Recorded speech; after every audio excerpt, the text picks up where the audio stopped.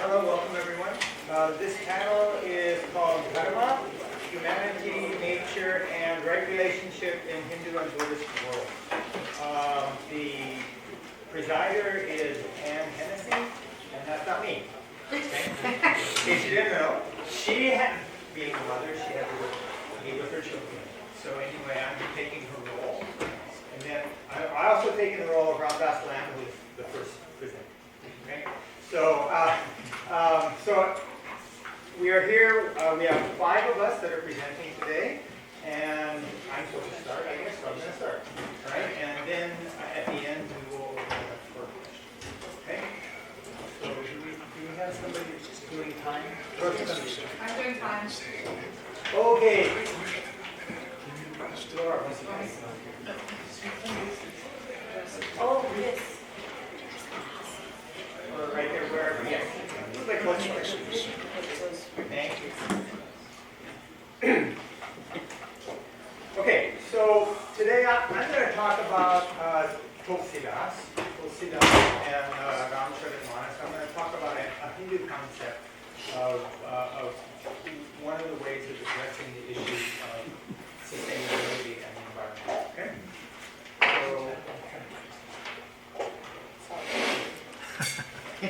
All right.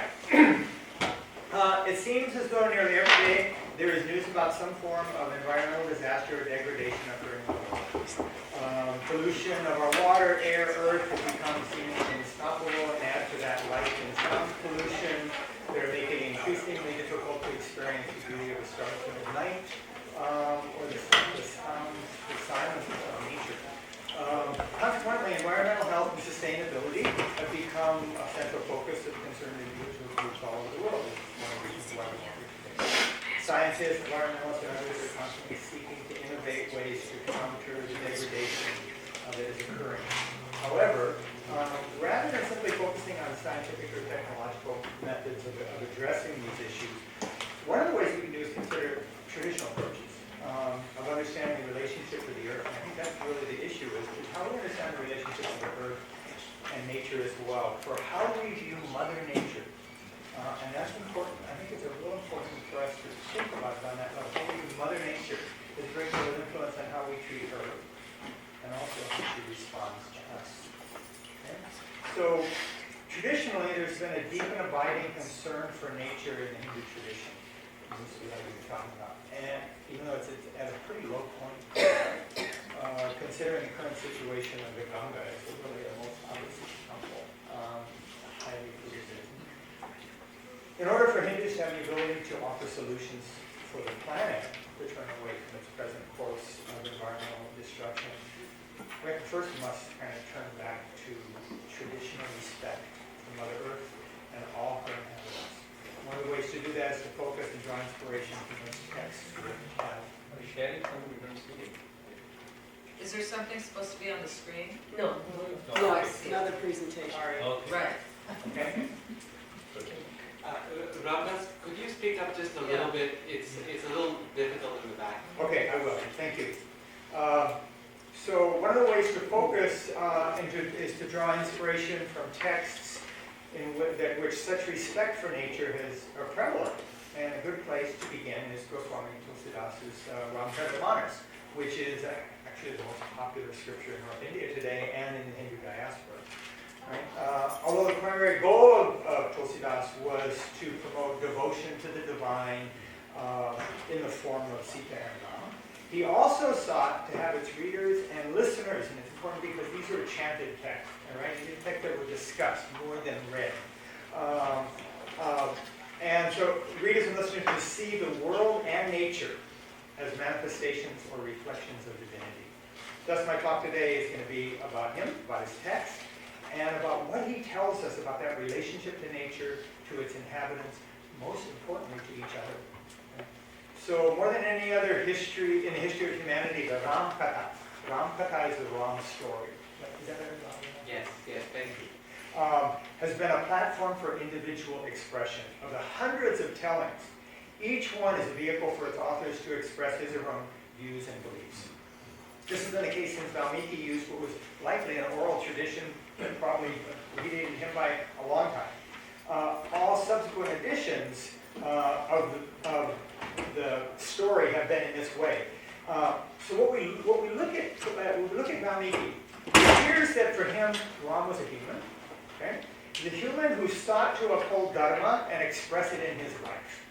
Dharma meaning kind of righteous behavior, but more from a kind of more orthodox point of view. At the time that we have the text now, by the time it got developed, that's really what it appears. Okay? Ram was great, but he had human failings. Subsequent editions of the text provide implications of divinity, but also the fact that he's subjected and therefore inferior to orthodox rules. Okay? When we turn to the medieval Adhyatma Ramayana, this is another text that actually not a lot of people know about. Amazing, beautiful text. A very different Ram and Sita appear. Here the two are presented as unquestioned divinity.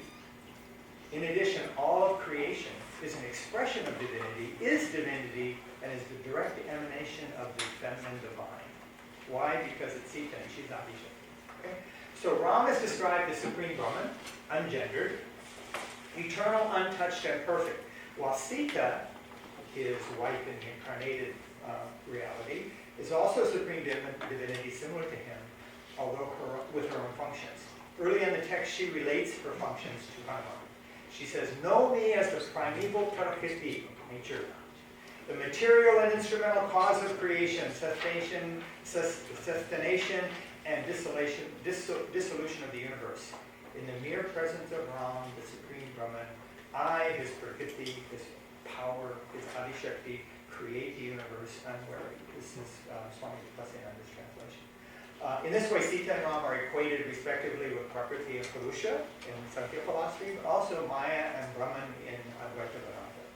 In this fusion of Vedantic philosophy with devotional concepts, Ram is depicted as both with and without form, personal and impersonal, while Sita, being his root power, as well as she is also manifest reality. This is all her. She is Mother Nature. She is all of creation. Consequently, all creation is shown to have a divine source and essence. Because the divinity of both Sita and Ram is never doubted, the Adhyatma Ramayana, this text, is more than just a morality tale. It's a form for the exposition of devotion to the divine. Here, the importance given to rules of right behavior in the current Valmiki Ramayana are replaced with a dual emphasis on devotion and liberation. Okay? While there is no definitive proof of authorship of the Adhyatma Ramayana, the dominant theory is that it was probably Swami Ramananda, the 14th century son, the guru of Kabir. Or it was either by Ramananda or one of his direct disciples, because it has his teachings. I mean, it really follows along with the teachings attributed to Ramananda almost completely. In his composing of the Ram story, Tulsidas, who is actually a member of the Ramananda order, this is the lineage he was brought up in, clearly draws upon the Adhyatma Ramayana extensively to the point where that some of the verses in the Manas are really just translations of the verses from the Adhyatma Ramayana. Divinity that pervades the Adhyatma Ramayana is quite prevalent in the mind of Tulsidas, including the equating of Sita and Ram as equal expressions of divinity. Okay? In bowing to them both, he says they are inseparable, like a word in its meaning, like water in its waves. He actually begins the Manas, this is really fascinating, by showing humility and devotion to all beings in the universe. Okay? He first offers obeisance to the various divinities, male and female. He then bows to the lotus feet of the guru and praises the importance of the guru-disciple relationship. Next, he devotes several pages to praising all the holy beings on earth and the necessity of their blessings and the benefits that come from satsang, which is communion with him, together learning from them. He moves on to the material world and acknowledges the divinity of rivers and places. Finally, he broadens his obeisance to the spirit world of those considered wicked as well. He says, those who harm the innocent, who are infamous and venomous, whose effect on others is hurtful. But he does this because he says they too are creations of the divine. And because they're creations of in this world of duality, they play a part. Where there is light, there are shadows. Where there is nectar, there is poison. Where there is dispassion and love, there is attachment and love. Together, the good and what we call the bad comprise this duality, the material realm, and it serves to give us an opportunity to learn to sift through stones in looking for jewels. and also to find that which is real amidst the temporary. Okay? Finally, he asks that they all bless him. All beings, good, however we label them, because they are all divine. Dosidas suggests everything in creation is to us, for us to learn from seeking wisdom and devotion. He frequently refers to this kind of meeting and with holy beings as one of the most powerful tools to use for this. At the same time, however, he does constantly remind everything that is Sita and Bhava. Everything that is ultimately good. Siyarama Maisa Vajayana. He says the world is created, the universe is created by Sita and Bhava. Thus, goodness can be found everywhere, and it is in everything when one has the wisdom and the insight to see it. It's always present. Seeking the divine is simply seeking awareness. As he turns to the world of nature, Tulsidas refers to the millions of different living beings in creation, acknowledging the presence of Sita and Rama in all of these. He bows to the entirety and asks for all their blessings. In mentioning Sita here, he promotes two concepts. One is that she is both the divine power and its manifestation as creation. Second, she is integral to Ram in both these elements. These beliefs are reiterated in many occasions in the text as well as the other writings, and Tulsidas has about 10 other writings. Because Tulsidas sees the entire creation as divine, he frequently reminds the readers and hearers the importance of perceiving that divinity. That has to be a reality in our lives. For him, reflecting upon nature is one of the best ways to do this. He depicts nature in three basic ways. First, it is through metaphors and similes as literary constructs to show how various aspects of nature can symbolize, mimic, represent divinity. He's constantly talking about the feet like a blue lotus, or he's constantly using metaphors and similes to equate things of nature, clouds, wind, rain, sun, seasons, birds, various other animals, all serve to suggest divine presence. Stars and constellations all have spiritual significance and are all connected with various deities. They guide, they reveal, they inspire and direct humans seeking to find harmony with the natural forces in life. Frequent allusions are made by the author to show the ways elements of nature can point to and represent representative symbols, right? Divine concepts, or even states of mind and realization. For him, nature expresses the divine like nothing else. And in every page there is some reference to nature, animals, natural phenomena. The second way used by the author is presenting nature as divinity manifest through its inherent purity. Okay? So Hindus have a traditionally equated purity and sanctity with a natural essence or essential state of things often pointed to in this regard. Things of nature are seen to have inherent purity. That which is natural is pure. We know it now. You know, we want unadulterated stuff. We want stuff that is natural because it's pure. Okay? Although there is no actual Sanskrit term meaning specifically pure, sacred. We don't have a Sanskrit term that can directly be translated as sacred. The common word is pavitra.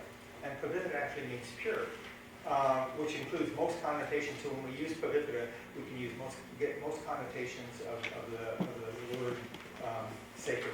So for example, Christians in India have often referred to Holy Spirit as pavitra atma. Okay? Tulsidas points to the Ganga, the Jamuna, Saryu, and other rivers, various mountains, trees, places, plants, and all the possessing sanctity. All of these possessing sanctity. Okay? Thirdly, Tulsidas depicts the various aspects of nature as each having their own personality, consciousness, and own response to the events of the world. Those who may see these as a little more than symbolic, there's a great video on YouTube called What Plants Talk About. And it's from a biological perspective. You see how plants interact with each other and interact with the world. Their consciousness of what's going on around them. Tulsidas has various aspects of nature communicating with and responding to each other and with humans. For example, the upcoming wedding of Parvati, the king of the mountains, Himalaya. Right? His daughter gets married. He invites all the mountains and all the rivers in the world to come to the wedding. And they all show up. Right? When Hanuman is flying to Lanka in search for Sita, the ocean asks Mainaka, an underground mountain thing, rise up to give him some rest on his journey.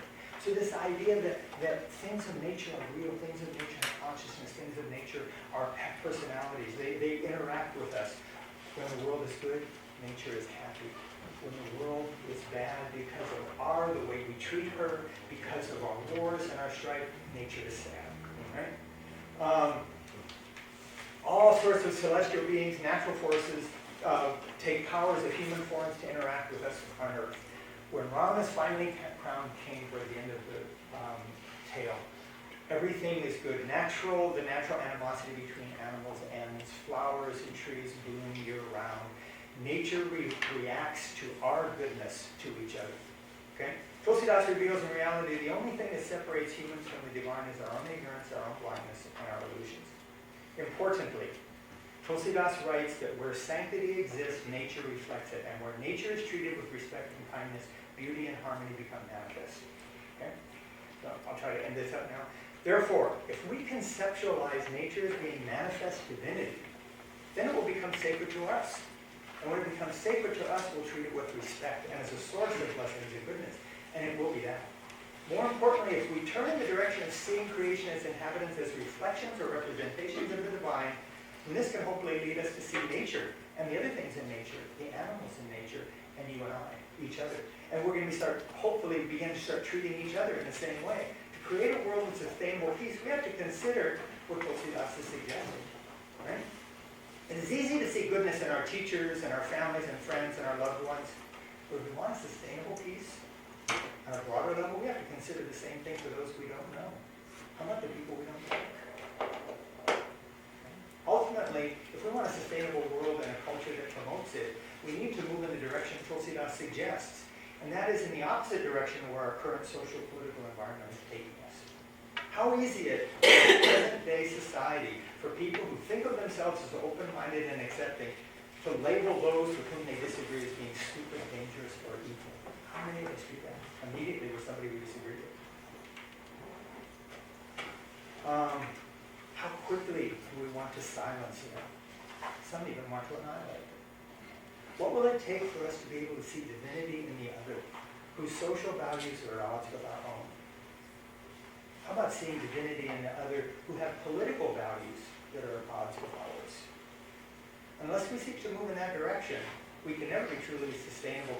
We can never have a world of sustainable peace and harmony in the world, no matter how much work we do on the physical aspects of the environment. Tulsidas offers us many ways in which we can see divinity as an ever-present reality in our world. But for us to have a sustainable perception, we have to move away from rejecting each other. We need to find common ground with those people who are different. We need to work with them towards common solutions. As Tulsidas writes, knowing the divine is being omnipresent in this entire universe, and can be a ship.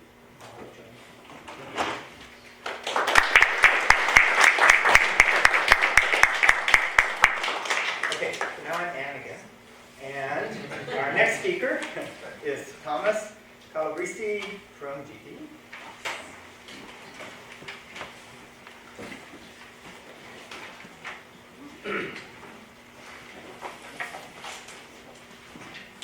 Thank you, Dr. Land, for acting as Anne, and thank you all for being here, and thank you to everybody who made this event possible.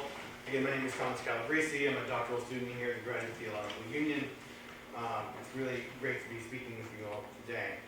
Okay, here goes. So, I'm aware that some, if not most, of the members of the audience today are not familiar with John Kabat-Zinn or his mindfulness-based stress reduction program, better known as MBSR. Kabat-Zinn is a molecular biologist by training. He was first introduced to Buddhist meditation during his time at MIT in the 1960s. The story Kabat-Zinn himself tells about his development of MBSR begins with a vision he had while on a meditation retreat at the Insight Meditation Society in Bear, Massachusetts in 1979. The vision he had prompted him to ask, quote, "Why not try to make meditation so commonsensical that anyone would be drawn to it? Why not develop an American vocabulary that spoke to the heart of the matter and didn't focus on the cultural aspects of the traditions out of which the Dharma emerged?" In the revised edition of his book, Bold Catastrophe Living, he describes the basic idea of the program in the following way. MBSR is based on rigorous and systematic training in mindfulness, a form of meditation originally developed in the Buddhist traditions of Asia. Simply put, mindfulness is a moment-to-moment, non-judgmental awareness.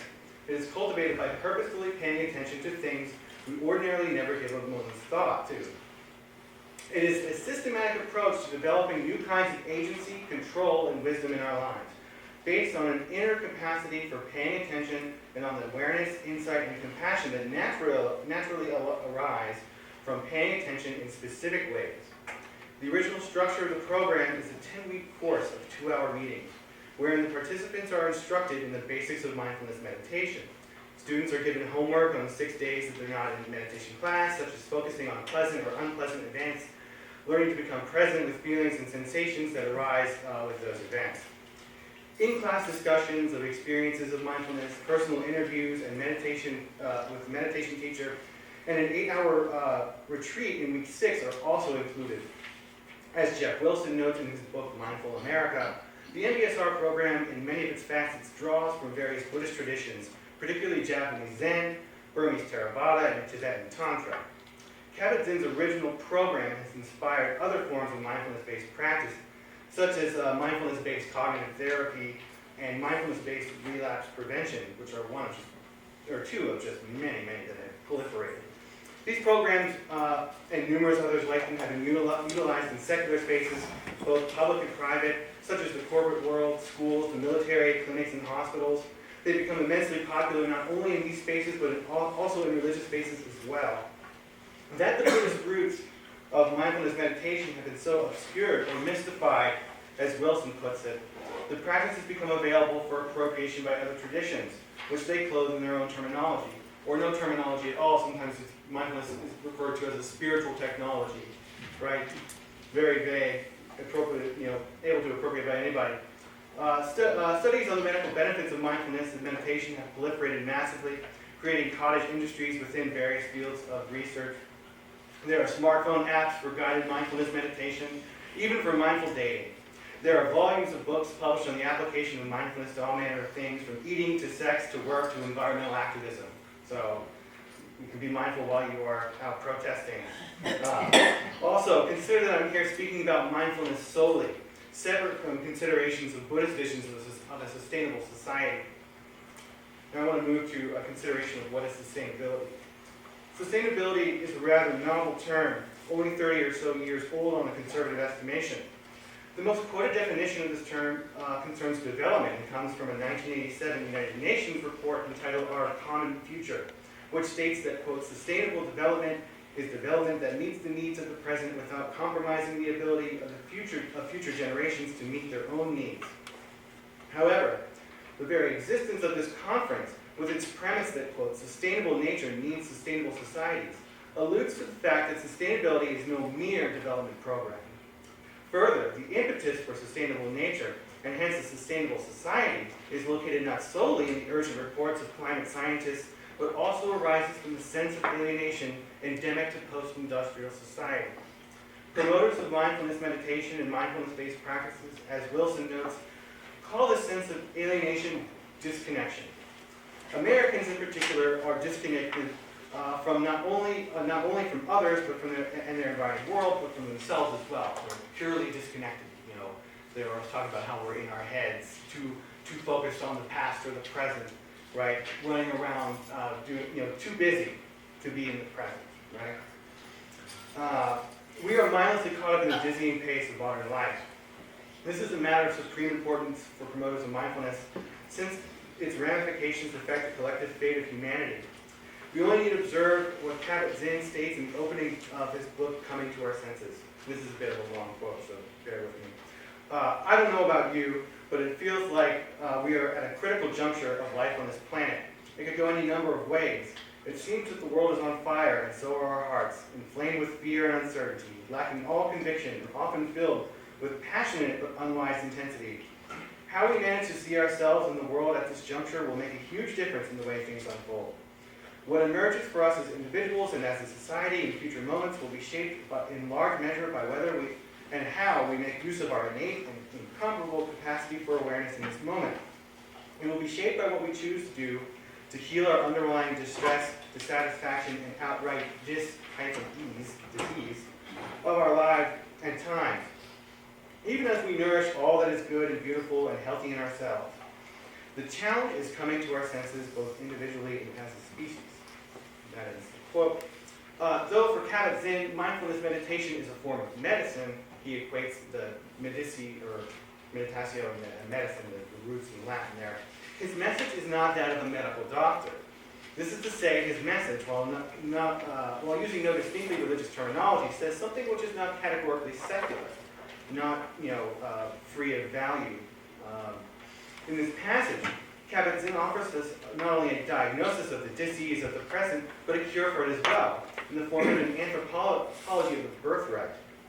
What Kabat-Zinn calls our, quote, innate and incomparable capacity for awareness in this moment is what he elsewhere calls our birthright.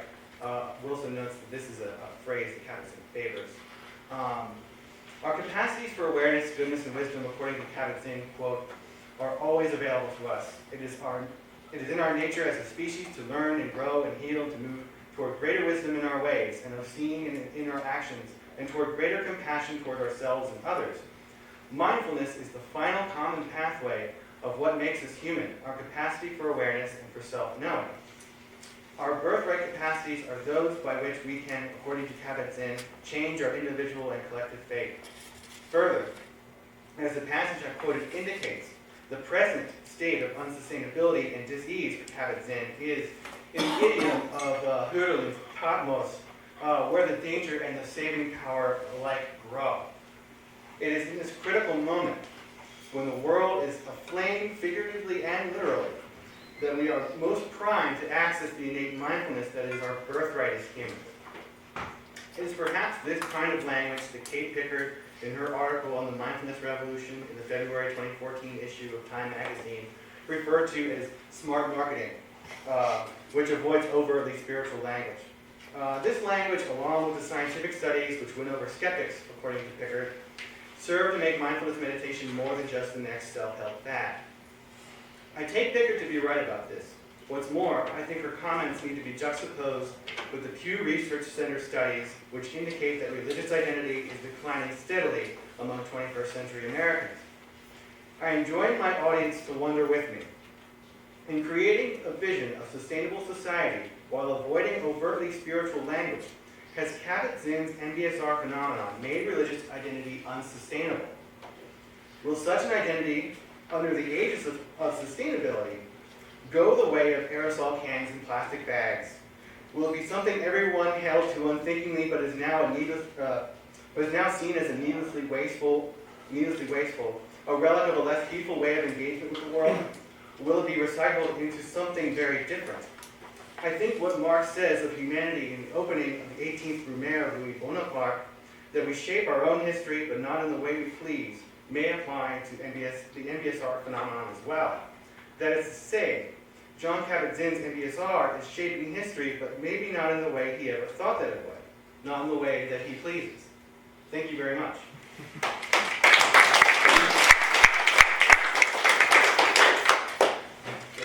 Thank you. Next is Buddha Yolakot. She is from Loyola Marymount in LA.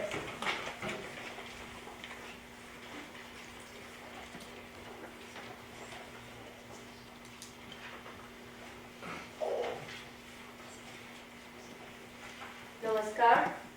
Hello everyone. Hello. I want to start off by thanking Rita Sharma for inviting me for this highly relevant conference.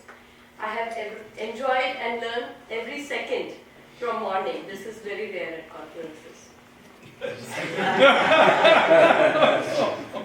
had to be honest.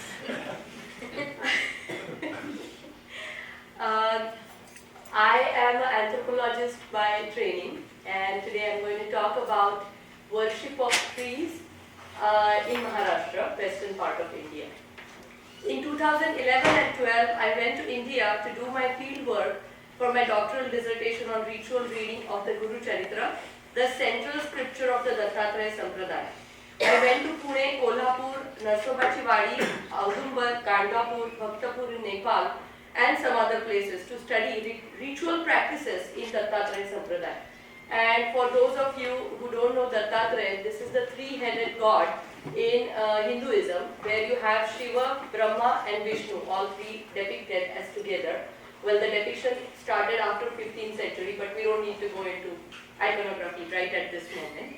But there was a text called Guru Charitra, which was written to revere Guru, the significance of Guru, spiritual teacher, in life of any individual in 1550, and in contemporary Maharashtra, Western India, devotees of Dattatreya, they read this text over a period of 7 days, Parayan.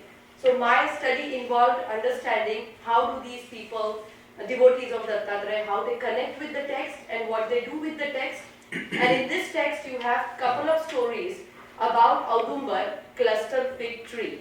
So I'm going to talk about the stories in the text and what contemporary people in Pune and other places in Maharashtra do with the tree. So it's basically textual and ritual engagement. Hinduism is abundant with examples of worshipping natural elements. First, using a variety of flowers, leaves of different trees, for instance, Bel for Shankar, Tulsi for Vishnu, is commonplace in home-based daily rituals such as puja. I think sensual aspects of puja someone has mentioned later on in the present. Anyways. Second, because of their vicinity to natural elements such as mountains, rivers, etc., for instance, Tirumalai, Banaras, some places, some spaces are considered to be extra sacred. Third, as Anne Gold discusses in her work about a Rajasthani community, most Hindu temples are surrounded by trees and the resources of those trees are considered to be owned by the god and therefore not to be used by ordinary visitors. Here they write, sacred groves, right? Fourth, as Anne Feldhaus shows in her Water and Womanhood, rivers are mothers to Hindus. They are the givers of fertility and fecundity. From the Vedic period, one can get references to certain birds as divine messengers, for instance, crows, right? Marrying trees, worshipping trees in various votive observances, such as Vata Savitri, generating auspiciousness through plants, water, wood, treating trees as abode of deities, treating birds, insects, snakes, and other animals as having divine essence. All these are just few examples of environmental engagement. Looking at the wide range of environmental engagement of Hindus, following Vijaya Nagarajan, one can say that Hinduism is an ecologically embedded world or theology. Right? Several trees such as mango, ashwatha, neem, peepal, vata, shami are mentioned as having some sacral qualities as early as Indus Valley civilization, but more specifically in the Vedic period. And today I want to focus on one such tree called Audumbar, which also is mentioned as Umbar or cluster fig tree. It is found in Australia, Malaysia, Southeast Asia, India, and in the Brentwood neighborhood in West Los Angeles area where I come from.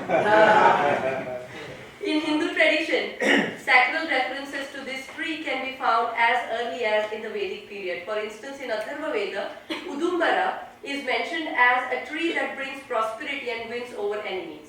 Similarly, in the Krishna Yajurveda Samhita, Audumbar is mentioned in the context of utensils for making offerings to yajna and in the context of its medicinal qualities. There are several references to the bark and wood of Audumbar in the Puranas as well. For instance, the crown of Raja Harishchandra of the Ikshwaku dynasty is mentioned to be made from a branch of a Udumbara tree. References to the blue Neela Udumbara flower are also found in some Buddhist scriptures. The fruits and the bark of the Audumbara tree have several health uses, such as in terms of healing skin diseases. As Raghava Bodupalli and Vedam Venkata Ramashastri note, the bark of Audumbar is said to have healing power in India. The bark is rubbed on a stone with water to make a paste, and the paste is applied over the skin, which is afflicted by boils or mosquito bites. Allow the paste to, they also give the recipe, but I'm not going to read it here. In contemporary Maharashtra, devotees of Dattatreya engage in various ritual practices associated with Audumbar tree. First, due to the belief that tree is an abode of Dattatreya, the tree itself is Dattatreya. Okay, devotees plant at least one Audumbar tree in the premises of Dattatreya temple. In fact, the construction of Dattatreya temple, as I will show later in my first ethnographic narrative, is undertaken if a sprout of an Audumbar tree is noticed. Second, one comes across several ritual actions dedicated specifically to the tree. Devotees make offerings of flowers and incense sticks or puja to the tree. I'm not a Mac user. Oh, it worked. Okay. Some devotees take it to further level by making circumambulations, pradakshina, with a sakama reason. Sakama, that is reason, with a specific desire, they do the circumambulation. For instance, I met a married woman who offered 108 circumambulations to Audumbar every day with the hope of conceiving a child. With this background, now we turn to two specific narratives from contemporary devotees. And narrative one, of course, the names I have changed them. And I call this Arun's desire to plant an Audumbar tree. One afternoon, as I was trying to find my way on two-wheeler through a traffic jam in the busy Nurstop area of Pune, I noticed that a shrine built right in the middle of the street was causing the traffic jam. Upon a closer look, I realized that it was not only the shrine but also two trees of Audumbar and Vada, Banyan. In the back of the shrine, that took a lot of space. I parked my vehicle and started talking to people on the street about history of the trees and the shrine, and after a few minutes, I was directed to the owners of that shrine. A man in his late 20s who had completed his high school diploma and was working on a daily wage basis lived in hut with his wife on the street. For the sake of keeping anonymity, I am going to call him Arun and his wife Anita in this narrative. Arun provided me the details of the tree and the shrine with much enthusiasm. He said, I want to plant Audumbar, Word and Pimple next to each other I wanted to plant these trees since many years. These trees are really significant. त्या झाडाला खूप महत्व आहे.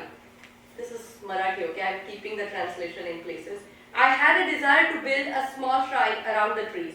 So I took my calling seriously and went to the bank of the river, points to Mutha River, which was next, right there, one morning. I saw so many Vada and Audumbar saplings there. I got one Audumbar sprout and my friend got one Vada sprout, and we planted them here about 7 years ago. Then as the saplings grew big, they turned into big trees, and we built a small shrine for Dattatreya under those trees. Madam, you won't believe this, but there was a time when I had to look for leftovers of food to survive. From the day I planted this tree, I never had to face those circumstances again. Now I earn enough to make my ends meet. I am happy, satisfied, and feel at peace ever since I planted this sapling. Audumbar is a very beneficial tree. It gives people a lot of things. If you make offerings to this tree, then all your difficulties will go away, madam. He told me to do the same. When I asked him how he takes care of the tree every day, he said, every morning I water the tree and then I offer a puja at the feet of the tree. I offer incense sticks and flowers. Later in the morning, my wife also does the same. But there was one time when we could not take proper care of these trees. Here is what happened. After some years of planting, the plants started growing, and that started causing trouble to the traffic. We got a court order from the Bombay High Court to cut down parts of the trees that were causing trouble to the traffic. Then one day, they sent police to cut down branches. I will never forget that day. That was the day before the Datta Jayanti. We requested, this is the annual celebration of Datta Jayanti. We requested police to wait for a day and cut down the branches after the Datta Jayanti celebrations were over. After all, this is not an ordinary tree, it's a God's tree. But they did not listen to us. They cut down the branches. In further conversations, I learned that Arun and his wife had started organizing a large-scale Datta Jayanti celebration since past 3 years. They prepared meals for 50-60 people at home in their hut. Both the Vada and Audumbar tree were lit up for about a week before the Datta Jayanti, and a lot of devotees had started making offerings to Datta shrines under the trees. Arun's story can be read in several ways. First, it is a story of organic formation of eco-religious community in urban India. It is in this narrative we see how a wish of an ordinary man to plant Audumbar tree gradually led to a formation of a shrine and then to a community of devotees who start visiting this place on a regular basis. Second, it is a story of tension between the secular and religious urban India. The tensions between the government, the issue of traffic jam the issue of traffic jam, and the building of the shrine illustrate this. Third, it can also be read as a story of permeable boundaries between human and natural universe in Hinduism. For Arun, the tree is a giver, that the tree is invested with special power that can change course of lives of people. What is more intriguing to me is Arun's belief that Audumbar changed the predicaments of his life. The tree can become giver for Arun because in his universe, as in many Hindu traditions, trees are taken as having agency, having a will to act, as having a power to change the world around them as much as, or sometimes even more than, human beings. Here we find subversion of the modern Western anthropocentric hierarchy where humans are on top and other species are below them. This point will be further illustrated in the second narrative. In 5 minutes? We have about 4 minutes left. 4 minutes left. Okay, no second narrative. No text. One narrative. Quick narrative, 2-minute narrative. Okay. This narrative comes from a medical doctor who is in his late 50s. In the backyard of my old house, he said, okay, we had an Audumbar tree. I don't think anyone had planted it purposely. It just sprouted like a weed, and we never looked at it. We lived in that place for about 8 years, and then we decided to do some renovations. During the renovations, Audumbar tree was cut down, and right from that time, everything changed for me. The bad patch in my life began. There was a severe tension in my relationship with my wife. The tensions went to an extent of our separation. Then after 2 years, I could not live by myself in that place, and I decided to sell it. I sold it and moved to this new place. At the same time, one of my acquaintances took me to Narayanpur. It's about 25 kilometers from south of Pune. It's a place of Dattatra. I'm not going to go in details. The two events, visiting Narayanpur and leaving that old Vastu, the old house where he lived, changed my life for good. The tensions between my wife and I were resolved eventually, and we are back together since last 10 years. I keep thinking that my ignorance in cutting that Audumbar, which indirectly was like ignoring the Tatre, had resulted in my bad patch. And now that I went to Narayanpur, that is the house of the Tatre, that tension is resolved. One can read this narrative as follows. 1. The narrative's belief that ill-treatment of Audumbar as the cause of his bad patch alludes to his understanding that Audumbar, as much as a giver, can cause harm if not attended properly. This ultimately explains my point that trees can be more powerful than humans, so much so that they can change the course of actions in a person's life. Now, I will go to conclusion. I want to keep you happy. What I found striking in my fieldwork is that people were talking about Audumbar as if it was another person. What I was getting from my interlocutors in Pune and what I got from the Guru Charitra is that we need to deeply acknowledge that we humans share our universe with other living beings. As much as humans can change the existence of trees and other natural elements, they can change the course of actions for humans as well. In this sense, the reverence of trees with an acknowledgement that they have agency is crucial for sustainable universe. Or as Kusumata Pedersen phrases it, the well-being of humans and the well-being of non-human beings are inseparably connected. And this implies an epistemic shift from the modern anthropocentric outlook towards nature, where humans are considered on the top of the hierarchy due to their capacity to reason.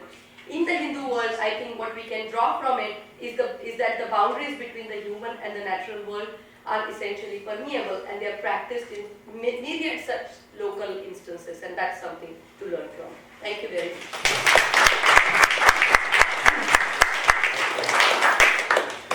Thank you. Next is Joseph Prabhu. He is from Cal State University, Los Angeles. Which one? Oh, yeah, sure. Because it's this topic.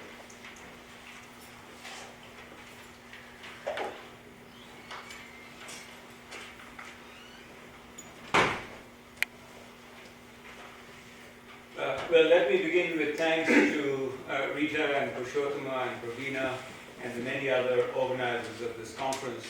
As someone who has organized many conferences, as I'm sure some of you have, you know that this is no easy task, and we all owe a debt of gratitude to the organizers. I also want to thank Ramdas for transgendering as an NC and doing a remarkable job in spite of his beard.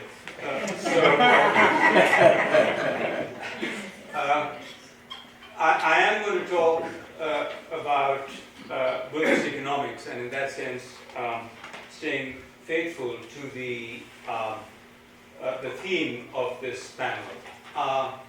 But I do so with both a polemical and a serious political interest. I do so, first of all, as a professional economist myself. I was fortunate to study with the great Amartya Sen at the Delhi School of Economics, and then be his colleague for a year, and have kept up an interest in economics, even though I have now moved to brighter pastures of philosophy and religious studies. So methodologically, while I'll be talking about economics, I do so through the lens of a philosopher. And that's, I think, an important point, because of the very nature of modern economics. And again, this is a very large topic, and I realize I have about 15 or 20 minutes. So let me telescope the point by saying that modern economics, you'll have to take my word for it, but there are many sources, of which perhaps one of the best is by the economic historian Karl Polanyi in his book, The Great Transformation. And the Great Transformation that Polanyi refers to is how asymmetrical and how deviant modern economics has been in terms of its long history. Starting with Aristotle, I'm talking now about modern Western economics, starting with Aristotle, who sees economic life as part of a total good, of which economics happens to be just one instrumental good. And this continues even up to the modern period, where the father of modern economics, Adam Smith, the father of the author of The Wealth of Nations, people don't remember that he was in fact a professor of moral philosophy at the University of Edinburgh, and that well before he wrote his important book, The Wealth of Nations, the book that he regarded as the presupposition, the logical presupposition of The Wealth of Nations, was the theory of moral sentiments, where Adam Smith argues that without the building up of trust and without the building up of communitarian relations, the market as a self-regulating mechanism cannot be self-regulating, cannot really fulfill its function, and that it requires these moral attitudes of trust in a community in order to be able to function. So the point this afternoon about talking about Buddhist economics through this philosophical lens is, as I say, to highlight the enormous damage that modern economic thinking has done, not just to the environment, and we've been hearing about that at other panels, and certainly one of the most powerful moral documents of our time, that of Pope Francis in his encyclical Laudato Si, Care for Our Common Home. He inveighs against the modern economy with its tendency to ravage the environment, with its tendency to generate vast inequalities, with its tendency to treat people as cogs in a machine, and to elevate profits over people, and a whole lot of other sort of moral criticisms that he and others have weighed. So I thought for the purpose of this afternoon, it might be good to demystify some of the very technical philosophical language, and come down to certain key philosophical ideas that underpin both Buddhist economics and modern Western economics, and with the idea of suggesting that if indeed we are living in a global society, the great wisdom of the Buddha and those who followed in the Buddha's footsteps in terms of developing economic thinking, like Sulakshi Baraksha, the Aryaratne in Sri Lanka, and other Buddhist economists, have a lot to teach modern Western economists. But as again is at least up to this point fairly obvious, those lessons have not quite filtered through, but we can hope that with persistence and with political activism, this might indeed happen in the future. So what I'm going to do is to try to bring out 4 important aspects of economic life seen from the point of view of modern Western economic thinking contrasted with Buddhist thinking, and then I'll make 2 or 3 explanatory and comments that will expand on some of these points. So I want to, in a sense, telescope the logic of modern economic thinking via this sort of philosophical distillation, right? So the first thing that, the first thesis, if you want, is that well-being, economics scientifically regarded is the science of maximization, and the question is the maximization of what? And of course, economists might answer that's the maximization of well-being, but when you push the point about the well-being of what, it is the well-being of material life, all right, in terms of the ever-increasing satisfaction of wants and desires. And you only have to think about modern advertising to know how advertising creates artificial desires, and again, you have to know about the increasing scale and scope of production in order to know that this key assumption that it's the maximization of material life via consumerism that is the driving force of modern economic life. Second thesis, it's equally clear that consumerism in terms of the satisfaction of ever-increasing wants and desires leads to production, obviously, that meets that demand. And the production, which is thesis number 3, obviously has to rely on resources, both material and human. And these resources are, again, of basically 2 kinds. Either they are renewable, like wind power or solar power, or they're non-renewable, like coal or gas or natural gas or oil. And again, a look at the modern world will indicate quite clearly that when you, and by the way, as mention has been made of Gandhi before, with extraordinary prescience, Gandhi, in a sense, saw this already in 1908 in Hind Swaraj, where it's an extraordinary book which is, as I say, needs to be understood in terms of its context. But Gandhi is really inveighing in Hind Swaraj against modern economic life, not just machinery, but modern economic life and its tendency to be ever more rapacious, and of course then to lead to conflict, which is thesis number 4, which is to say that if there is these non-renewable resources and increasing production and increasing growth, it's clear that we will very, very soon reach a limit. All right.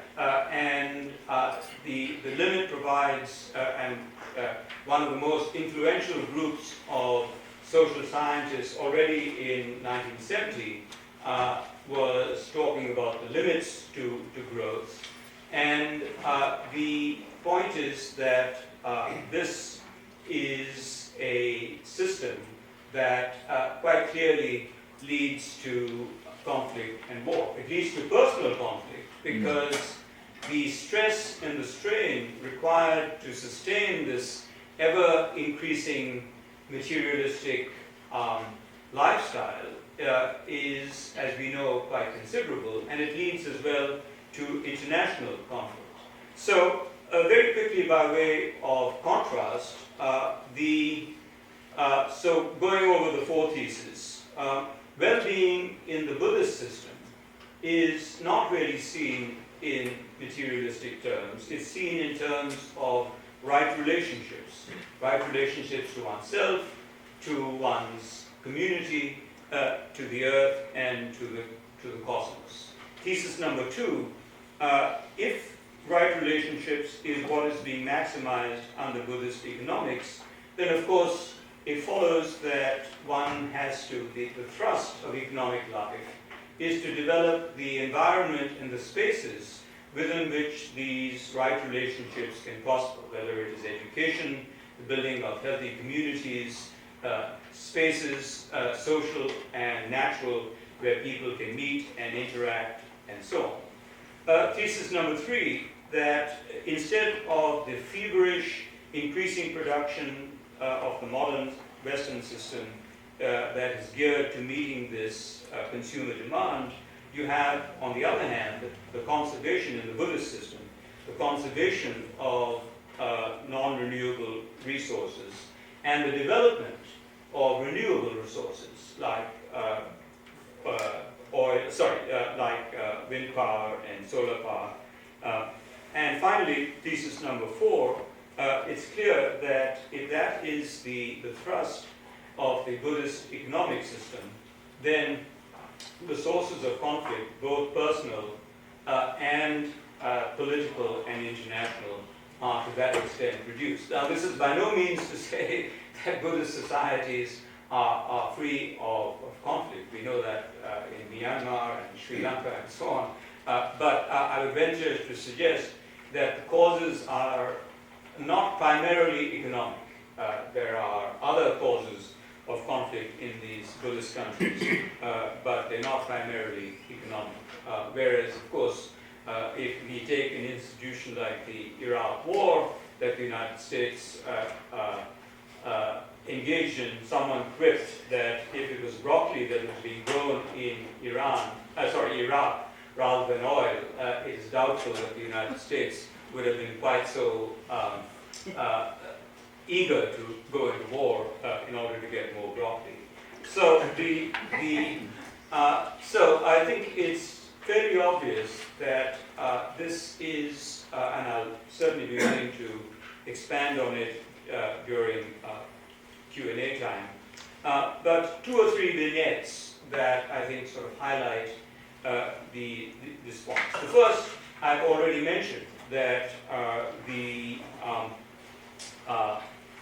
Adam Smith insisted that the economy, and here Adam Smith is following the great tradition before its transformation that Polanyi was talking about. And it's interesting that at my University of Cambridge, economics, till the time of Keynes, the greatest economist of the 20th century, was taught together with psychology and ethics. These formed part of a triduum, which were in fact taught together, and the great economists like Marshall and Sidgwick and others were in fact trained in this triad of disciplines. But Amartya Sen did a very interesting experiment. This is my second vignette. He took 2 communities, one in Detroit, Michigan, and the other in Kerala, and did an in-depth study of 2 communities that, in terms of social mobility and their place in their respective communities, were roughly comparable. But what he was interested interested in was to see whether the income levels translate into the health, the psychic and the social health of the community in terms of such things as suicide rates, morbidity factors, the level of conviviality in the community, and so on.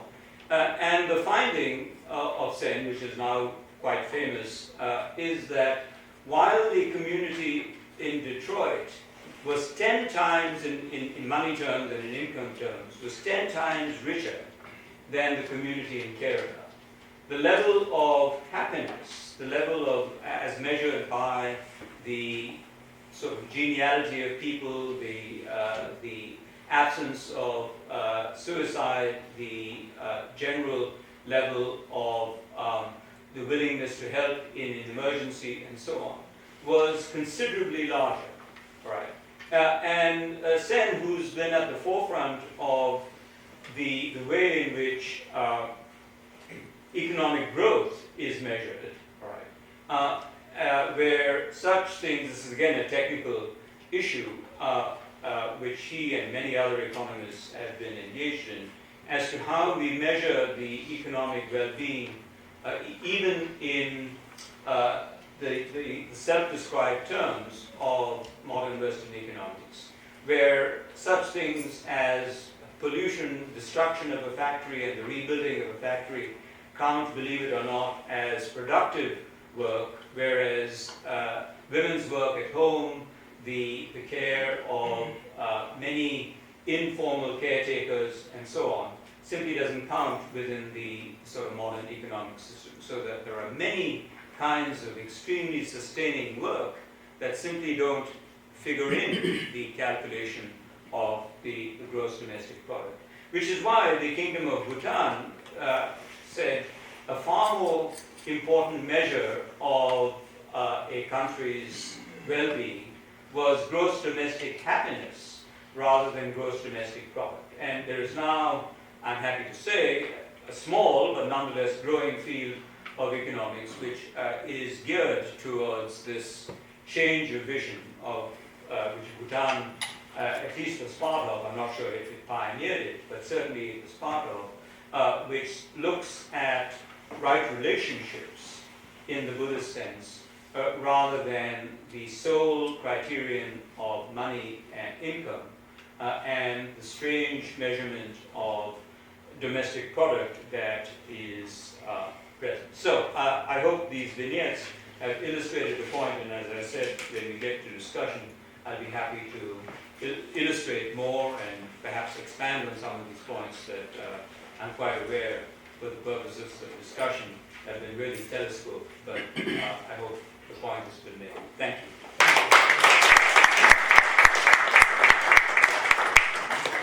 Okay, thank you very much. Next is Purushottam de la Moria, and he's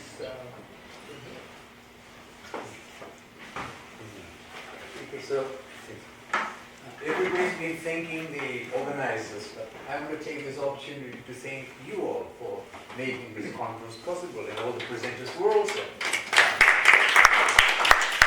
Otherwise, we'll be talking to ourselves.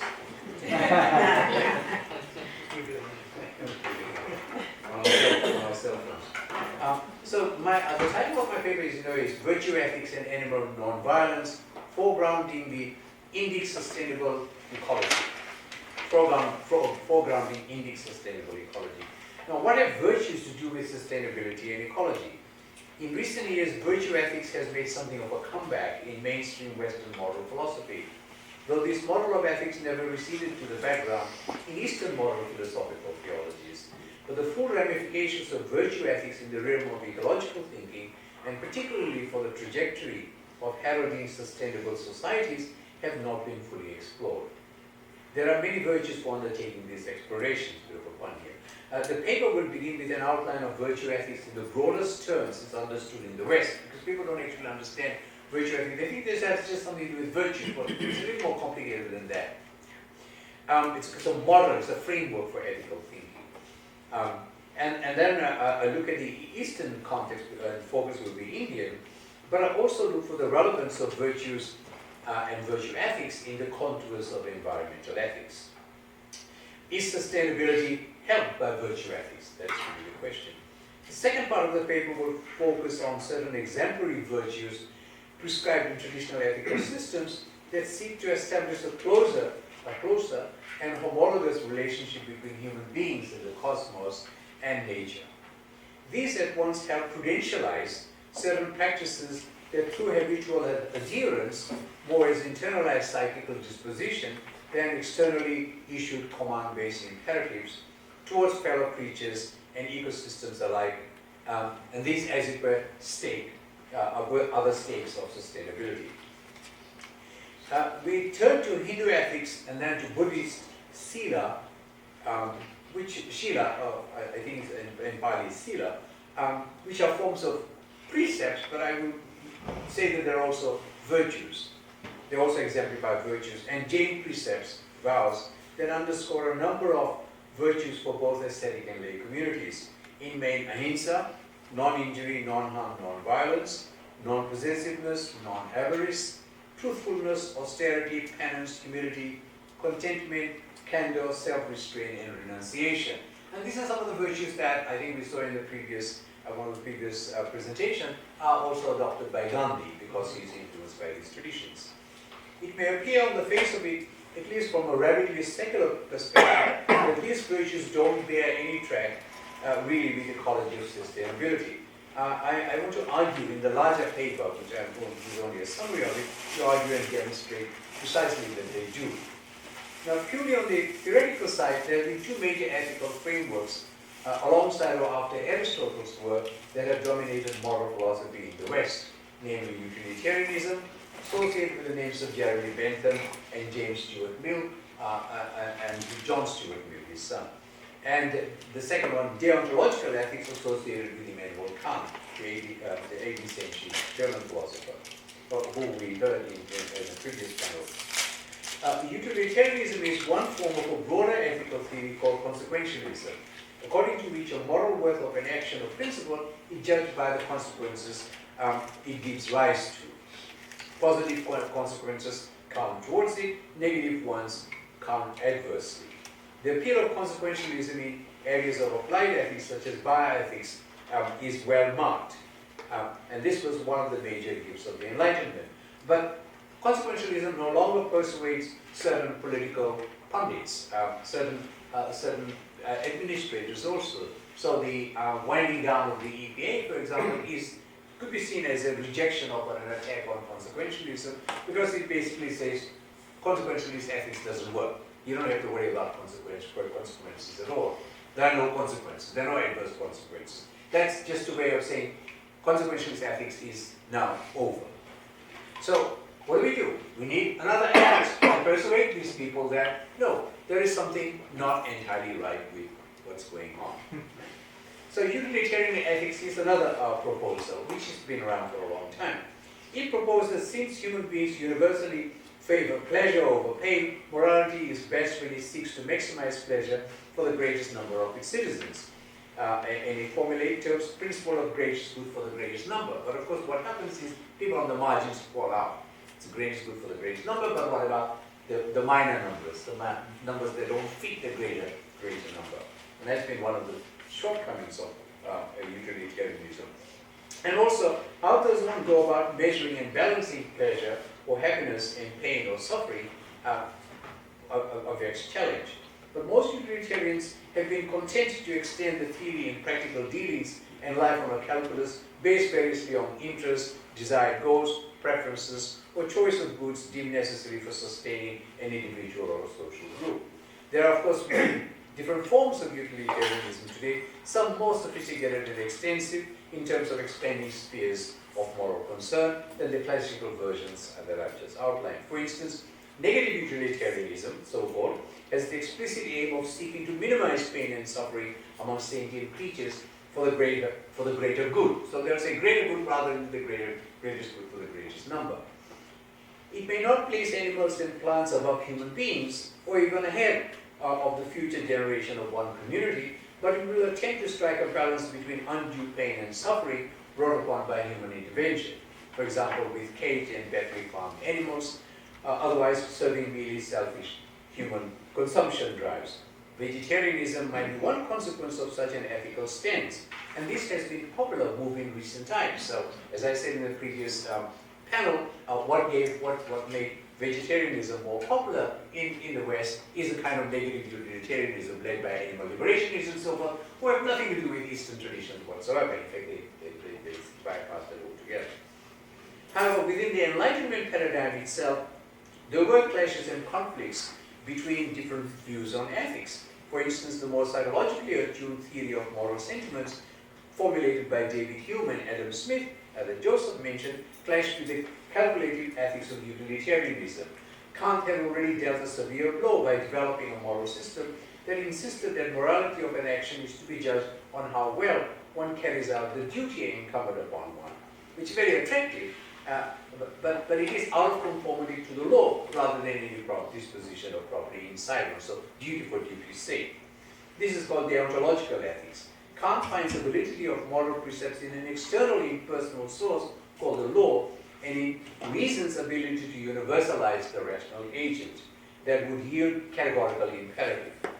As such, one acts in conformity with and out of regard for the law, and not out of desire or expectation of rewards or with regard to the consequences of the action.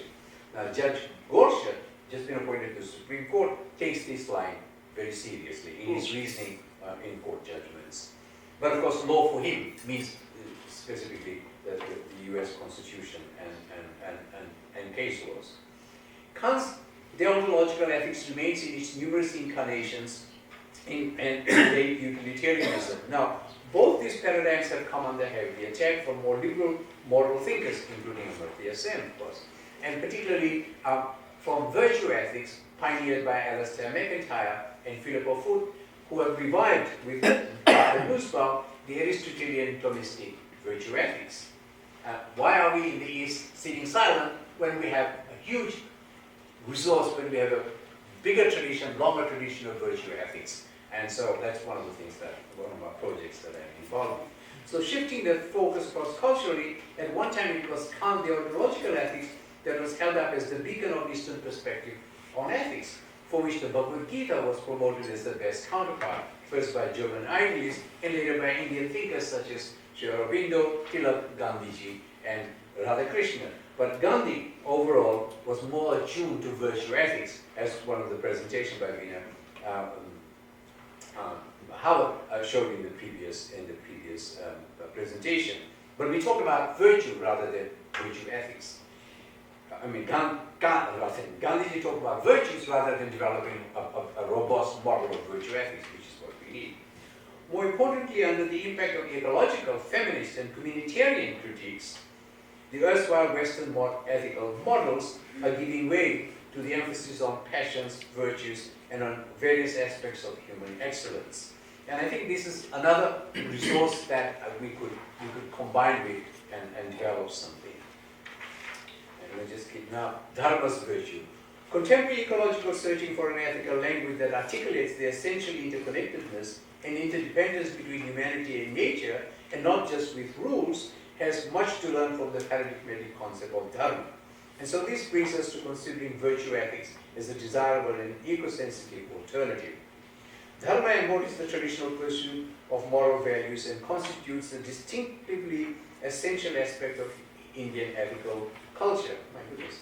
Dharma decrees that the overarching social, moral, and natural order that must be maintained, which in turn calls on human compliance with respect to renouncing selfish desires and accepting individual responsibility. In this regard, the self that is anchored in Dharma is inexorably a relational social self.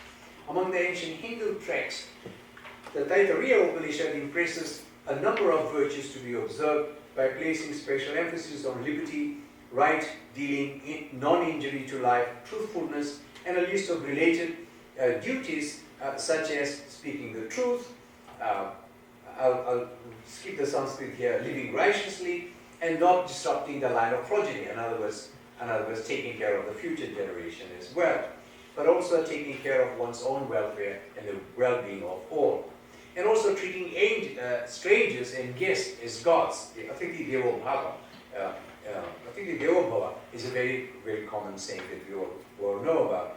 And they are giving with respect, with awe, with honesty, with fellowship feeling, and an altruistic attitude. The Mahabharata suggests the adopting of non-malicious attitude towards all beings, and lists about 13 moral virtues, such as the awareness of Brahman, devotion to gods and forefathers, sobriety, having sympathy in others' pain, non-jealousy, softness in temperament, non-harshness, friendliness, speaking sweet words, sense of gratitude, taking refuge to others, compassion and mental calmness. Now, what I might just summarize and say that what's actually going on here is that there's a much more intersectional approach to ethics than a kind of an externally taking moral commands and so on and so forth, which were there in both Eastern and Western traditions.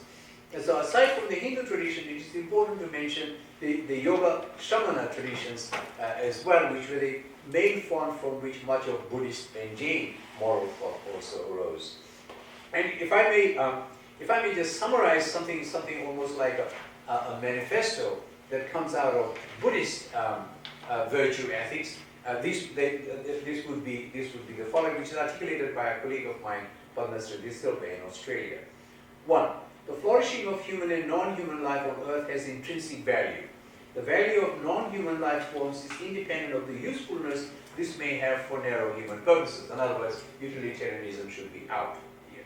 Richness and diversity of life forms are values in themselves and interdependently contribute to flourishing of human and non-human life on earth.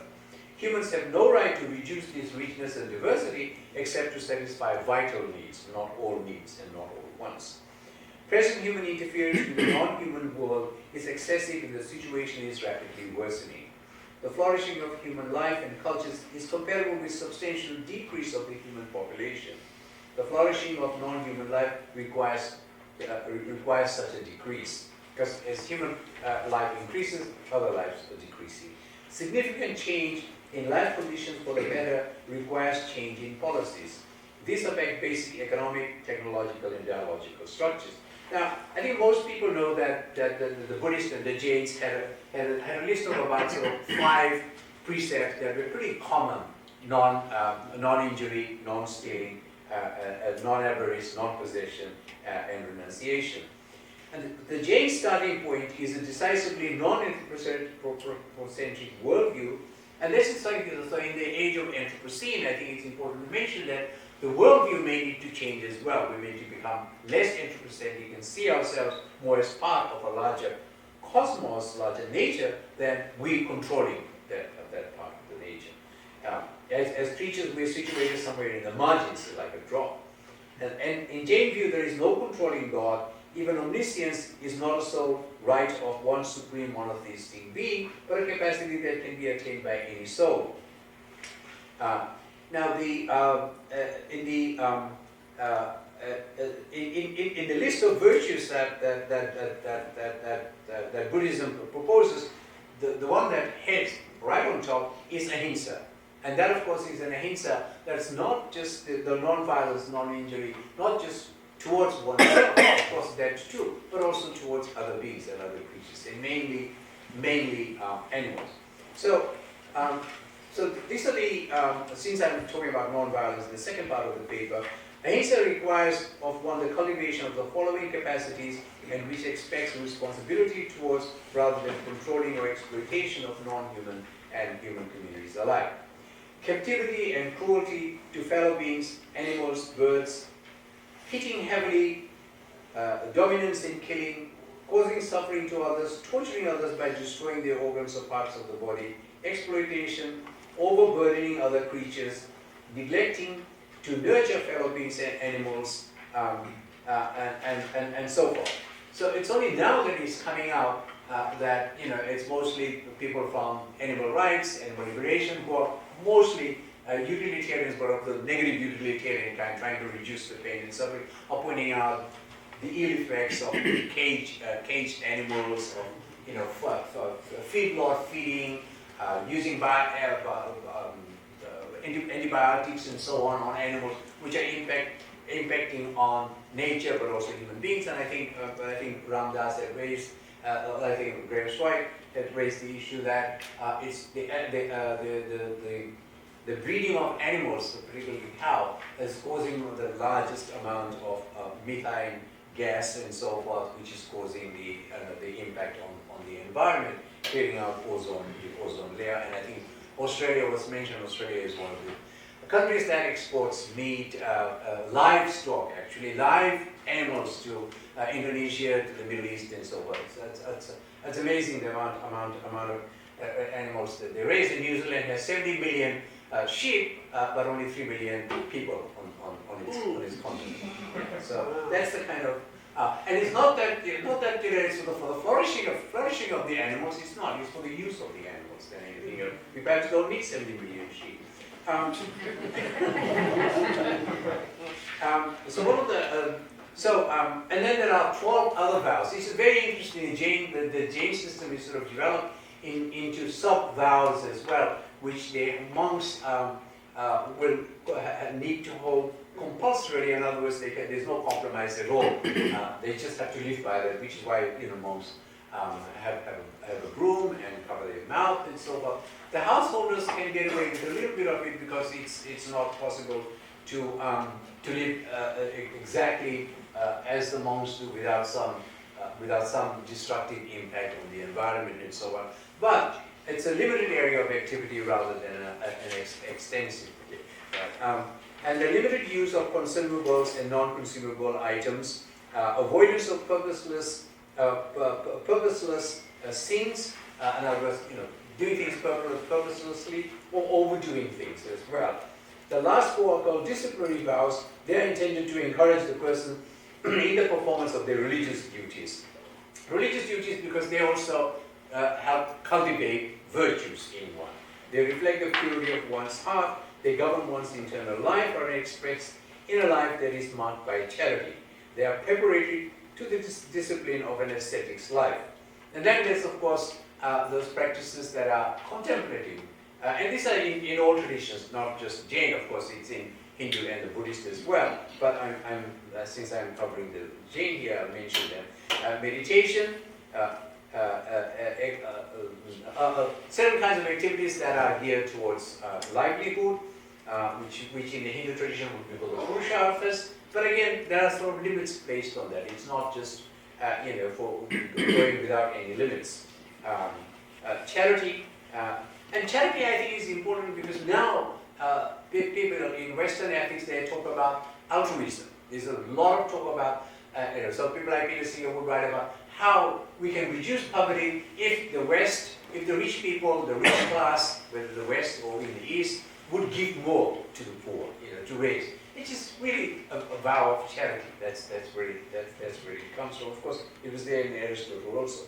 So, in concluding remark, unlike other Western counterparts, virtue ethics emphasizes character and motives or intention. So the intention is very important. What you do, why you do, how you do, and not just in terms of the consequences and so forth. So nobody is questioning, even in the respect of climate change and so forth, what are the intentions, the motivations of people who bring about those kinds of situations and so forth. This is also very, very important. Is it money? Is it corporatization? Is it holding up our civilization so that others don't take our civilizations away? I don't know. We need to question these things. And it's also importantly marks the agent's character and motivation for a particular action, I just stressed. Even that she might exchange in such an action, even that she might engage in such an action, is most important in determining the moral worth of the action. And once cultivated habitually towards desirable consequences, and even as a sense of duty. And ultimately, virtue encompasses and yet surpasses both the consideration of utility and duty. So, duty is important, and duty is stressed in the Bhagavad Gita, but it's not duty for duty's sake, it's duty for dharma's sake. So dharma determines what duty you do, not just some oblique law. So the overall teaching on virtues in the Indian ethical tradition comes down to this, as a conditional counterfactual. If one could cultivate the alternative emotion of detachment, asakti, as a virtue in its own right, freeing oneself from the temptation of karma, desire, and also anger, then one will achieve a state of reasonable intelligence. This is from the Bhagavad Gita 241. And in this resolute state, determine the best course of practical action. Such actions would be nishkama, that is empty of desire, and one would be sthita prajna, one would be of steadfast constitution. This is the normative heuristic, not a categorical imperative, for virtues can no more be prescribed than emotions can be. You can't tell somebody to love or to be angry. They can only be cultivated pedagogically and in a cultural setting. Actions carried out in this state do not bind one. That is to say, karma no longer accrues, for one no longer expects rewards from one's action. Desire and self-interest bracketed, one is left in a state of freedom to perform actions from a sense of duty. Duty for dharma's sake, as I said, is very different from duty for duty's sake. The eminent centrality, especially of virtues, emotions, and aesthetics, and the inexorable interrelation, as shown in the argument in the Bhagavad Gita and the larger Mahabharata, is also fixed within the Indian ethical framework, and so is never far from its thinking on normative principles and their applicability, and its applicability in present-day context of the arguments on sustainability. Thank you.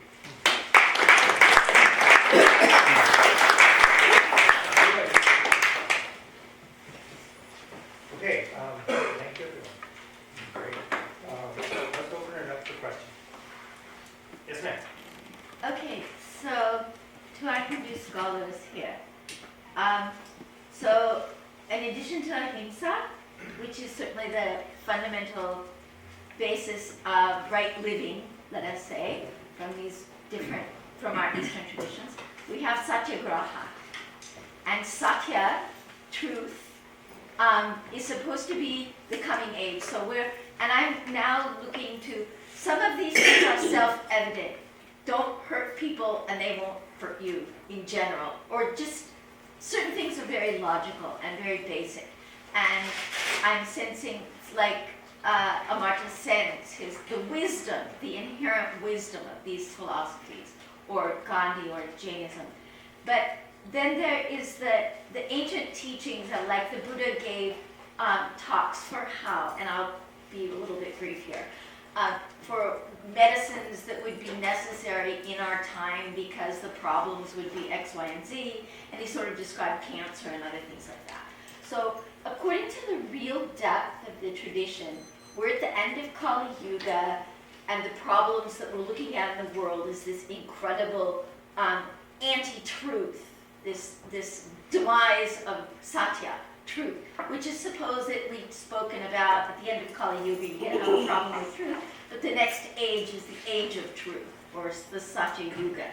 So, along with these things and the need to persist, like the Bhagavad Gita says, you have to do the fight simply because I've already taken care of it. Did you have a question?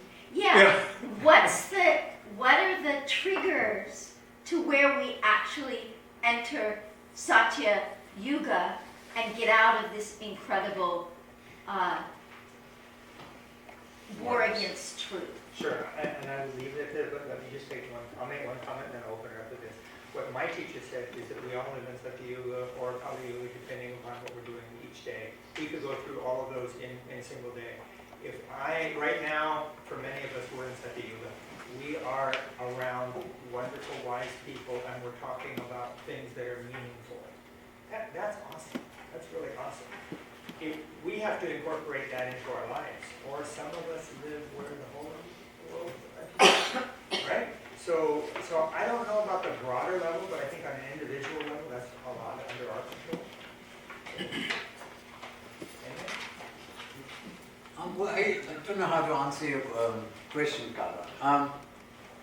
Well, let's not worry about Satya Yuga and so on. Let's just worry about where we are at the moment, judge from that. And where we are, I think, it's sort of kind of on the edges of Kali Yuga, whether the astrologically has arrived or not. I mean, I think the amount of destruction that's going on, of all kinds of, we're talking about greenhouse effect and animals and so on, and human beings. It is very difficult. And I think this is probably one of the reasons why people are now looking at different models of ethics. I mean, you know, in one of the previous panels, the lawyer who was here expressed disquiet about morality. He said, you don't know what it has to do. But you know, I mean, law is not solving all the problems because it's not informed by any kind of moral elements and so forth. So, you know, the Supreme Courts and so forth that are making kind of judgments and so forth on the basis purely of law are not looking at people. It's not about people any longer. It's not, you know, and they haven't kind of trained themselves in those sorts of modalities, where, you know, everybody has to have an ethical framework. The society itself has to adopt an ethical framework. Our societies haven't adopted an ethical framework. There isn't a moral framework. It's pretty haphazard. Politicians have one way of thinking, lawyers have another way of thinking, you know, and the, you know, the sort of, say, you know, things are coming out more from grassroots because of the suffering that's happening and so forth, you know. But I think we need to sort of really sit down and articulate a moral framework, and that would be the way to proceed. I agree with both Purushottamji and you in that this whole cyclical notion of yugas, I don't find that so helpful. I think if we go back to the word satya, the etymology, sat, that which exists, then it's a matter of cultivation of attitude. And it doesn't have to wait until the yuga arrives. It has to happen now, and I think we are doing that right at this moment together. Okay, we'll go to this side. Anantaji. I was wondering, this is what Thomas and others can comment. You know, Buddhist philosophers like, I think of David Lloyd, for example, and then Joseph mentioned Sulakshivaka from Thailand and Aryaratna. They have been developing some very sharp critiques of Western appropriations of mindfulness. In the sense that in most cases, mindfulness has been rendered anemic in the West because it completely ignores the fundamental concern of the Buddha about greed, the overcoming of greed, the concern with suffering, you know, the focus on the larger good and larger well-being. And so that, you know, that Buddhism in mindfulness has been reduced to a kind of psychotherapy, and its true revolutionary kind of potential, say, questioning economic structures that Joseph alternative economic structures is ignored when it is reduced and narrowed down to just a form of mindful practice. Do you have any thoughts on that? Yes, I mean, as you point out, in the case of both Sulakshivaraksha and Ariyaratne, there's a conscious attempt to take the Buddha's teachings and to move them from an individualistic setting to a social setting, because we are social creatures as well, and if the systems that we live in, whether it's a question of truth, whether it's a question of environmental degradation, and so on, persist, then the Buddha's teachings about right livelihood and many of the other precepts really don't gain much traction. I mean, there's an enormous temptation which is difficult to avoid, especially in times of stress like ours, to sort of to retreat within the self and to cultivate, if you want, oases of peace and mindfulness and so on. But I don't think that's commensurate with the Buddha's great compassion for what was happening around. And I would want to suggest, together with Sulak and Ariyaratne, that the Buddha's teachings really have, first and foremost, a sort of social resonance, because individual sort of practices are very often constrained by these social systems, so that in a sense it's a little irresponsible to say, you know, I'm going to sort of cultivate my own oasis of peace while the rest of society is suffering on such a large scale. So I would suggest that that's, in a sense, the great translation and the great contribution. I mean, the whole school, as you well know, of socially engaged Buddhism is precisely premised on this sort of fundamental assumption that the Buddha's teachings were not primarily directed towards the individual for his or her own sort of peace of mind. They were really directed towards society and towards social well-being. If I might comment, thank you for your question and your comment for us to consider.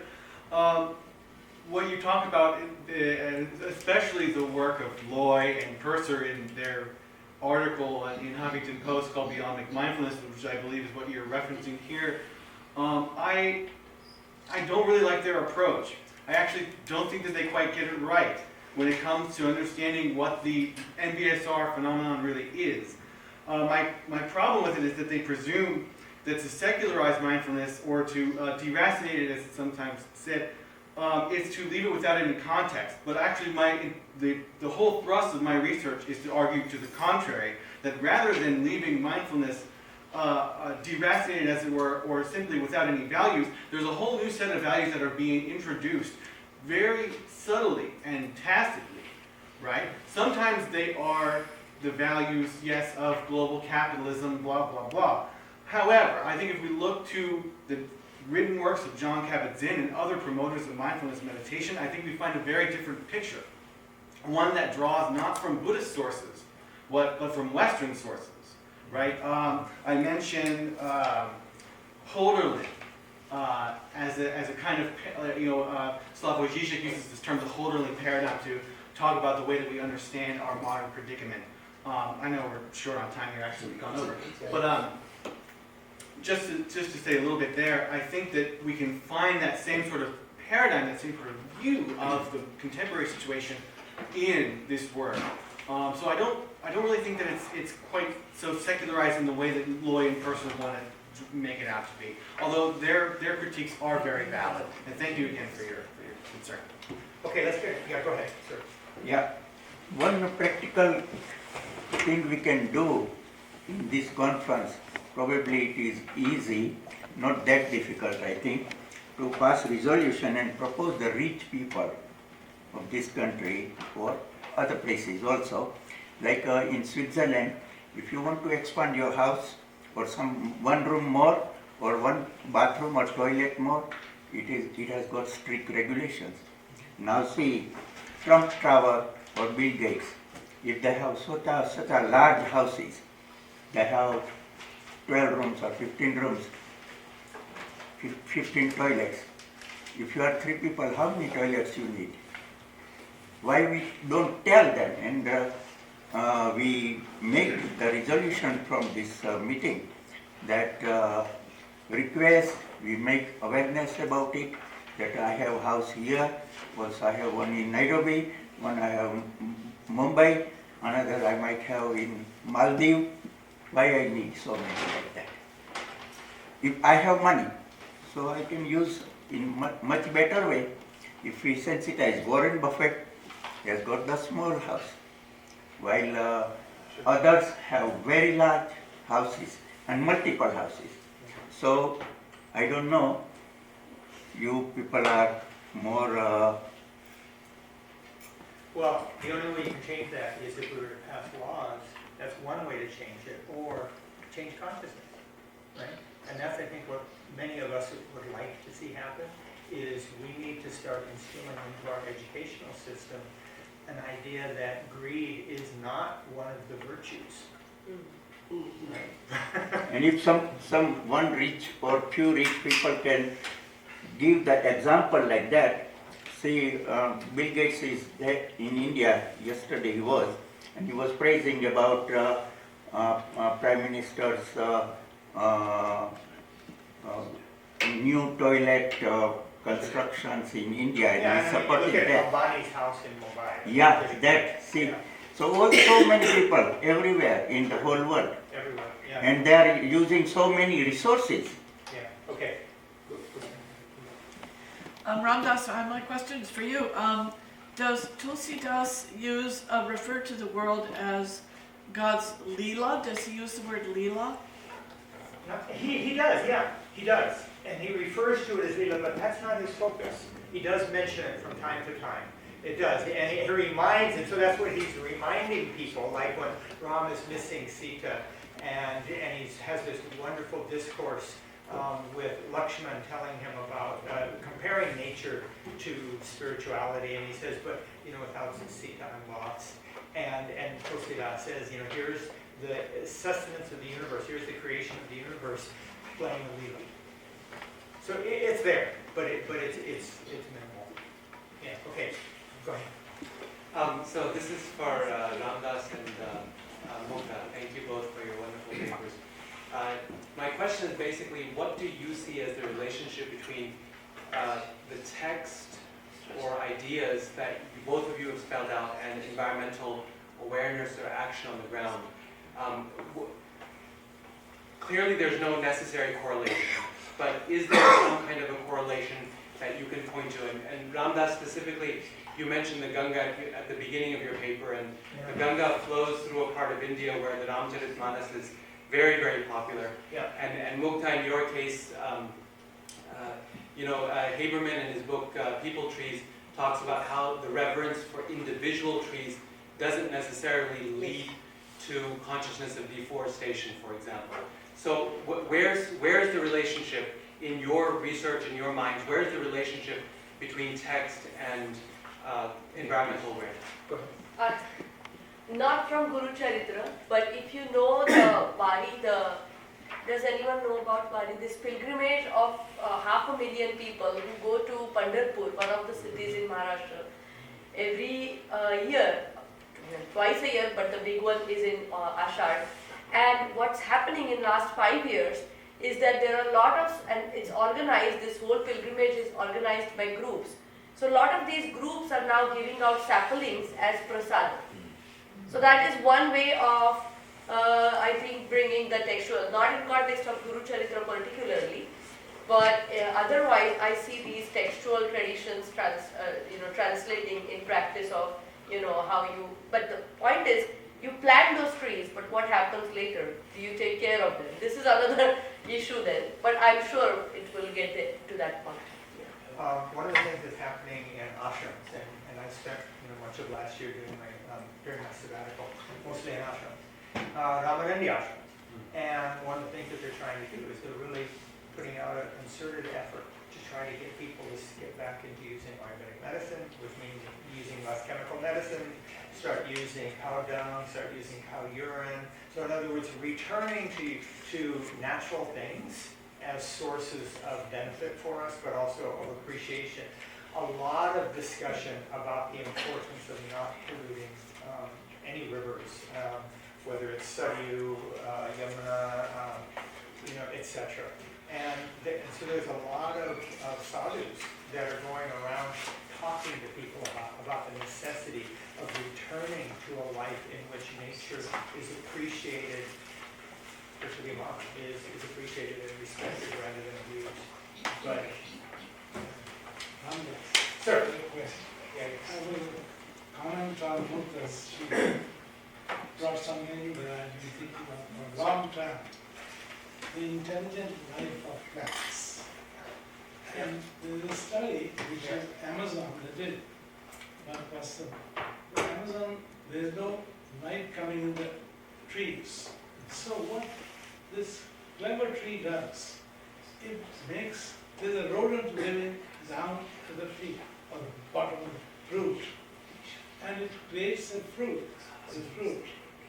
Then it falls down, make it tasty enough for this particular rodent to take it half a mile out of the tree shade to defecate. The purpose is so intelligent, the tree, that he doesn't know how to do it. So therefore he uses the rodent as a vector.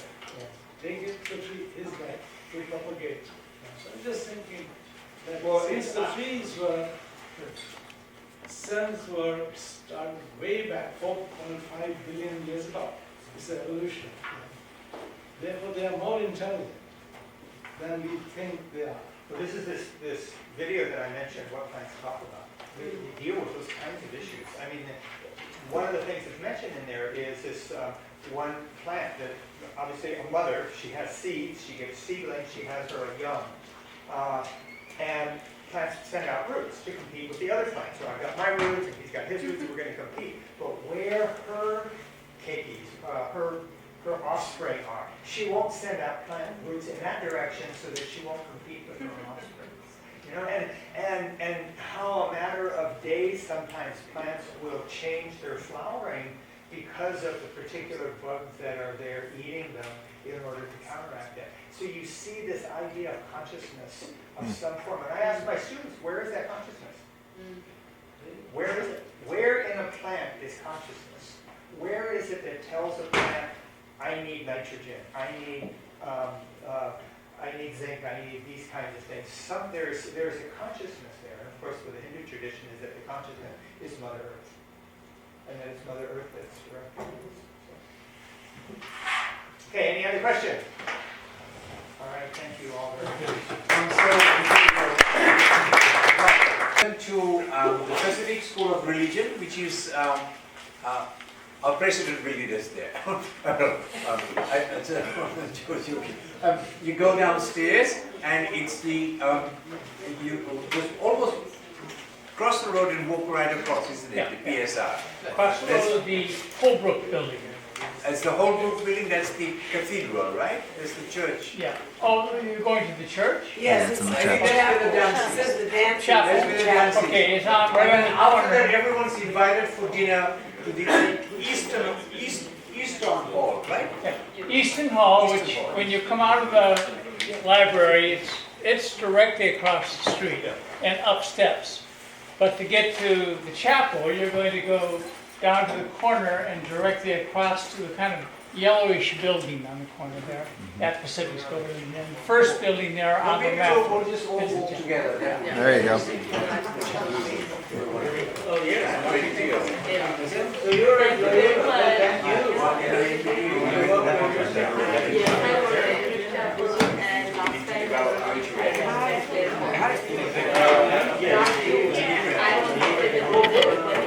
I really wish you would be there. Thank you.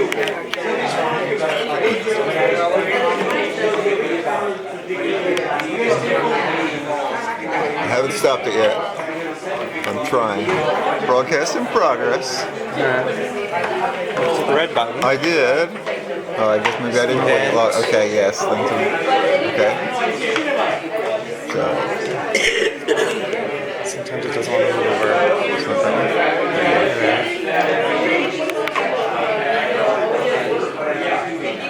How'd your thing go? Fine. I think so anyway. Stop.